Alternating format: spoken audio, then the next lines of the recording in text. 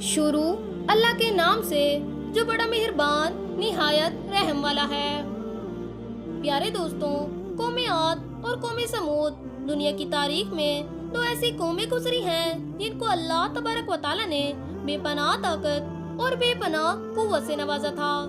ان کی طاقت کا کوئی مقابلہ نہیں کر سکتا تھا۔ یہ دنیا کی سب سے لمبی ترین قوم تھی۔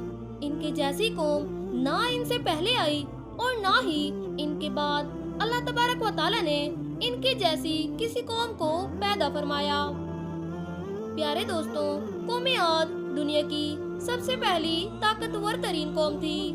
اس قوم نے اللہ تبارک و تعالیٰ کی نافرمانی کی اور گناہوں میں مبتلا ہو گئے، تو اللہ تبارک و تعالیٰ نے اس قوم پر اپنا دردناک عذاب نازل فرمایا اور اس قوم کو ہلاک و برباد کر دیا۔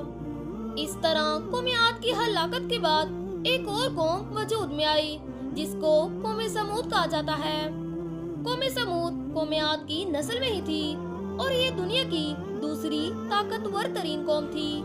قوم عاد کی بربادی اور تباہی کے بعد عاد کے چھوٹے بھائی سمود کی نسل سے یہ قوم وجود میں آئی جس کو قوم سمود کہا جانے لگا۔ پیارے دوستوں، اللہ تبارک و تعالیٰ کا ان پر یہ خاص کرم تھا کہ یہ قوم انتہائی طاقتور تھی اور اللہ تبارک و تعالیٰ نے ان کو بے شمار نعمتوں سے بھی نوازا تھا۔ تاریخ میں اس قوم کا قد 40 ہاتھ بتایا گیا ہے اور ان کی اوسط عمر 900 سے 1000 سال تھی۔ یہ ایسی قوم تھی جو کبھی بوڑھی نہیں ہوتی تھی۔ یہ لوگ کبھی بیمار نہیں ہوتے تھے اور نہ ہی ان کے ہاتھ پاؤں کبھی کمزور ہوتے، ہمیشہ جوان اور تندرست رہتے۔ یہ لوگ اتنے طاقتور تھے کہ ان کی نظر تک کمزور نہ ہوتی۔ قوم سمود کی ایک نمایاں خوبی یہ بھی تھی کہ اگر قوم سمود کا کوئی مرد ایک مرتبہ اپنی بیوی کے ساتھ ہم بستری کر لیتا تو وہ عورت ایک ہی بار میں حاملہ ہو جاتی۔ یہی وہ خوبی تھی جس کی وجہ سے یہ قوم عاد کے بعد قوم سمود کے نام سے ابھری۔ یہ قوم بڑے بڑے پہاڑوں میں رہنے کی شوقین تھی۔ یہ لوگ بڑے بڑے پہاڑوں کو تراش کر ان میں خوبصورت محلات بنایا کرتے تھے اور اسی کے اندر زندگی بسر کیا کرتے تھے۔ اللہ تبارک و تعالیٰ نے اس قوم کو بہت کچھ عطا کیا تھا۔ سرسبز باغات، میٹھے پانی کی نہریں اور پتھریلی زمین پر ہر قسم کے پھل۔ دوستو، ان کے محلات اتنے خوبصورت تھے کہ لوگ دور دور سے دیکھنے کے لیے آیا کرتے تھے۔ قوم سمود کو اللہ تبارک و تعالیٰ نے بہت کچھ عطا کیا تھا جس کی وجہ سے یہ قوم غرور اور تکبر میں آ گئی اور سرکشی کے نشے میں دھت ہو کر اللہ تبارک و تعالیٰ کی نافرمانی کرنے لگی اور اللہ کی وحدانیت کو چھوڑ کر اپنے ہاتھوں سے بنائے ہوئے بتوں کی عبادت کرنے لگی اور یہ بات بھی بھلا بیٹھے کہ اللہ تبارک و تعالیٰ نے انہی کی قوم پر انہی گناہوں کی وجہ سے اپنا دردناک عذاب نازل فرمایا تھا اور اس قوم کو ہلاک کر دیا تھا۔ پیارے دوستوں، دنیا کی اس طاقتور اور بدبخت قوم کی طرف اللہ تبارک و تعالیٰ نے اپنے پیارے نبی حضرت صالح علیہ السلام کو مبعوث فرمایا تھا۔ آپ علیہ السلام نے اللہ تبارک و تعالیٰ کے حکم سے اس قوم کو بت پرستی سے منع فرمایا اور اللہ تبارک و تعالیٰ کی وحدانیت کی طرف بلایا اور ایک سچے خدا کی عبادت کرنے کا حکم دیا۔ لیکن قوم کے سرداروں نے حضرت صالح علیہ السلام کو جھوٹا ثابت کرنے کے لیے ان سے معجزہ طلب کر لیا۔ وہ کہنے لگے کہ آج تک جو بھی نبی آیا وہ اپنے ساتھ کوئی نہ کوئی معجزہ لے کر آیا۔ اگر تم اللہ تبارک و تعالیٰ کے سچے نبی ہو تو ہمیں کوئی معجزہ دکھاؤ۔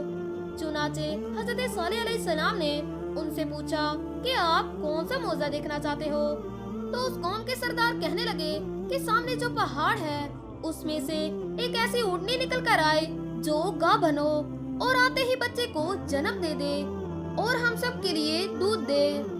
چنانچہ حضرت صالح علیہ السلام نے ان سرداروں کی یہ بات سن کر اللہ تبارک و تعالیٰ کی بارگاہ میں دعا کی تو ان کے دیکھتے ہی دیکھتے سامنے چٹان میں سے ایک خوبصورت اونٹنی نکل کر آئی اور آتے ہی اس اونٹنی نے ایک حسین و جمیل بچے کو جنم دیا۔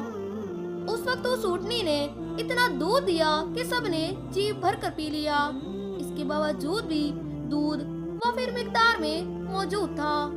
ये मौजूद देखकर सब लाजवाब हो गए और उस कौम के बदबख्त लोग हजरत सालेह अलैहिस्सलाम से कहने लगे कि ये तो सरासर जादू है।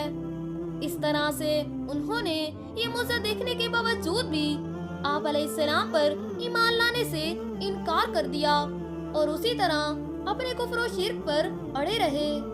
उस कौम के कुछ लोगों ने हजरत सालेह अलैहिस्सलाम की ऊँटनी को नुकसान पहुंचाने की कोशिश की, तो हजरत सालेह अलैहिस्सलाम ने उन लोगों से फरमाया कि ये अल्लाह तबारक व तआला की तरफ से भेजी हुई ऊँटनी है, तुम्हारे लिए एक मोजज़ा है।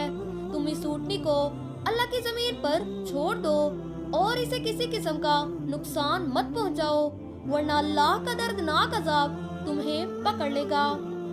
दोस्तों, इस तरह से वो ऊँटनी और उसका बच्चा पूरा दिन उनके खेतों में चरते और चश्मे का सारा पानी पी जाते। ये माजरा देखकर कौम समूद ने हजरत सालेह अलैहिस्सलाम की खिदमत में शिकायत की कि ऊँटनी और उसका बच्चा चश्मे का सारा पानी पी जाते हैं और हमें पीने के लिए पानी नहीं मिलता। इनकी ये शिकायत सुनकर हजरत सालेह अलैहिस्सलाम ने उनके लिए दिन मुकर्रर कर दिए। एक दिन उस चश्मे का पानी ऊँटनी के लिए मुकर्रर कर दिया और दूसरे दिन कौम समूद के लिए मुकर्रर हो गया। दोस्तों, जिस दिन ऊँटनी पानी पीती उस दिन उसका दूध भी बहुत ज्यादा होता और दूध इतना होता कि दिन और रात में खत्म ही ना होता। जैसा कि कुरान मजीद में इरशाद है, और हजरत सालेह अलैहिस्सलाम ने अपनी कौम से कहा कि ये ऊँटनी है, एक दिन इसकी पानी की बारी है और एक मुअय्यन दिन तुम्हारे लिए रखा गया है। इसको कोई तकलीफ ना देना, वरना अल्लाह तबारक व तआला का दर्दनाक अजाब तुम्हें पकड़ लेगा। दोस्तों, कौम समूद एक दिन उस ऊँटनी से तंग आ गई, क्योंकि जिस दिन ऊँटनी पानी पीती उस दिन उन्हें पानी पीने को ना मिलता।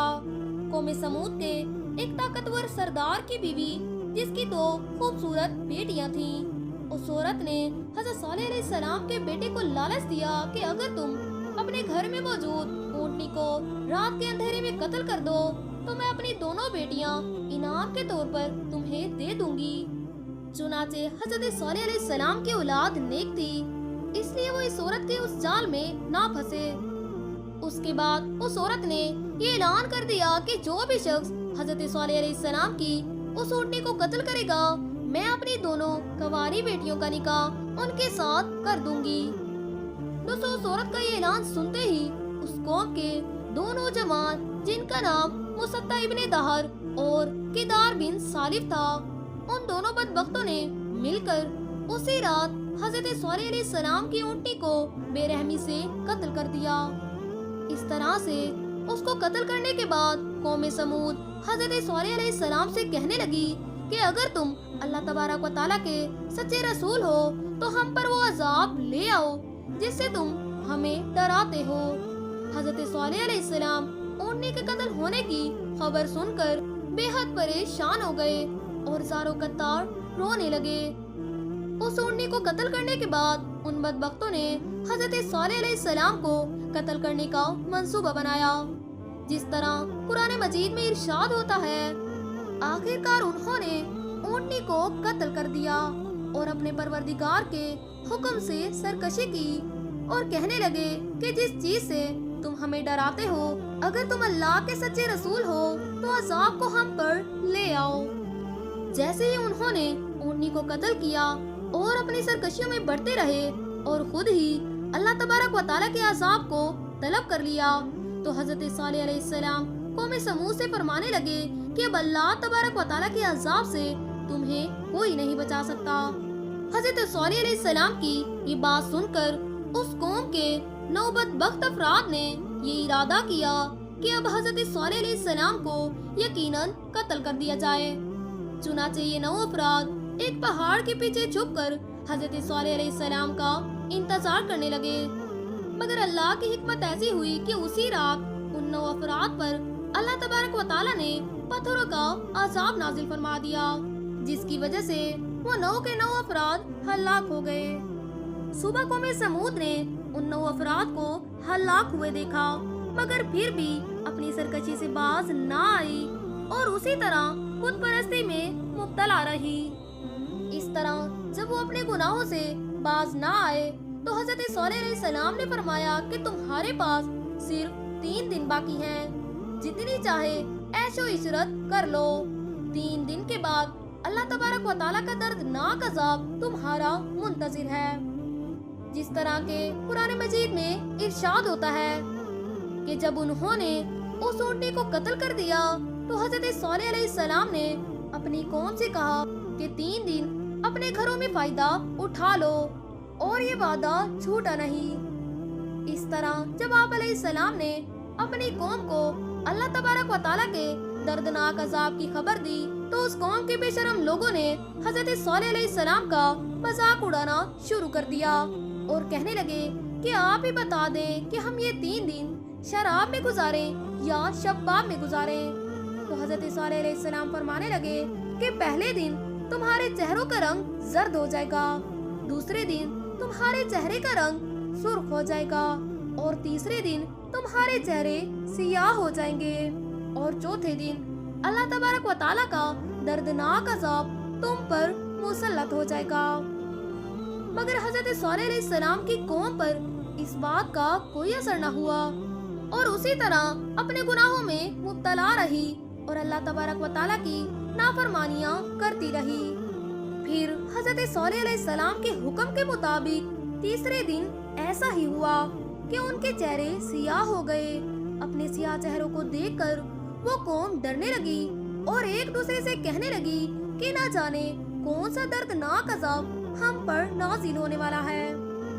दोस्तों, चौथे दिन एक खौफनाक और जोरदार चीख आसमान से निकली जिसकी वजह से उनके कानों के पर्दे फट गए, उनके दिल बाहर आने लगे और रूहें जिस्म को छोड़ने लगी।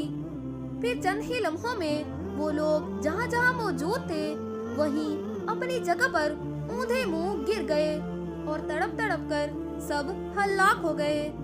उसके बाद अल्लाह तबारक व तआला ने एक जबरदस्त ज़लज़ला भेजा जिससे उन्हीं के घरों को उन पर गिरा दिया गया, जिस तरह के कुरान मजीद में इरशाद होता है। और जब हमारा हुक्म आ गया तो हमने हजरत सॉलेह अलैहिस्सलाम को और जो लोग आप अलैहिस्सलाम पर ईमान लाए थे उनको अपनी मेहरबानी से बचा लिया और उस दिन की रुसवाई से महफूज रखा। बेशक तुम्हारा परवरदिगार बड़ा ताकतवर और जबरदस्त है। तो प्यारे दोस्तों, इस तरह से अल्लाह तबारक व तआला ने कौम आद की तबाही के बाद उनकी नस्ल में से कौम समूद को भी हलाक फरमा दिया। अल्लाह तबारक व तआला ने उस कौम के घरों के निशानात को आज भी बाकी रखा है ताकि लोग इसे देखकर इबरत हासिल करें और अल्लाह तबारक व तआला की नाफरमानियों से बाज आ जाएं। अल्लाह तबारक व तआला से दुआ है कि वो हमें उन तमाम गुनाहों से बचाए जिन गुनाहों में मुब्तला होकर पहली कौमें हलाक हुई। आमीन सुम्मा आमीन।